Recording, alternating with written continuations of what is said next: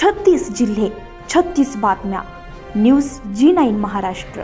उत्तर तुमच्या प्रश्नांचे.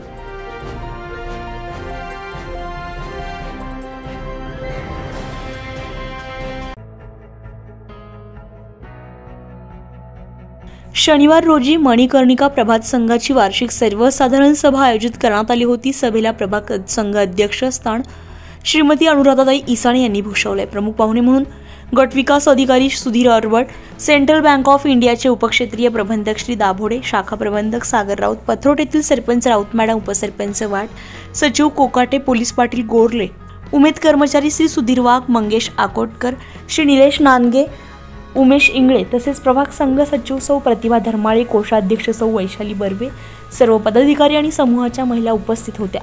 यामध्ये सेंट्रल बँक ऑफ इंडियाचे शाखा व्यवस्थापक श्री सागर यांचा संपूर्ण तालुक्यात सर्वात जास्त कर्ज वाटप केल्याबद्दल माननीय गट विकास अधिकारी श्री सुधीर अरबट यांच्या हस्ते प्रशस्तीपत्र, शाल आणि श्रीफळ देऊन सत्कार करण्यात आलाय. सभेमध्ये प्रभाग संघाचा वार्षिक अहवाल मांडून तो मंजूर करण्यात आलाय. प्रभाग संघाचे पुढील वर्षीचे नियोजन ठराव मंजूर करण्यात आले.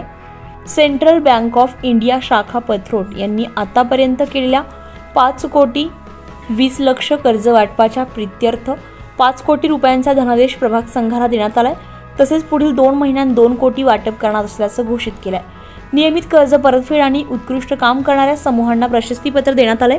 कॅडर यांना प्रशस्तीपत्र देऊन भूषवण्यात आलंय. वार्षिक स्नेह संमेलनामध्ये घेण्यात आलेल्या रांगोळी स्पर्धा, संगीत खुर्ची आणि बॉटल बॅलन्सिंग स्पर्धेमध्ये विजयी महिलांना प्रशस्तीपत्र आणि भेटवस्तू देण्यात आली आहे.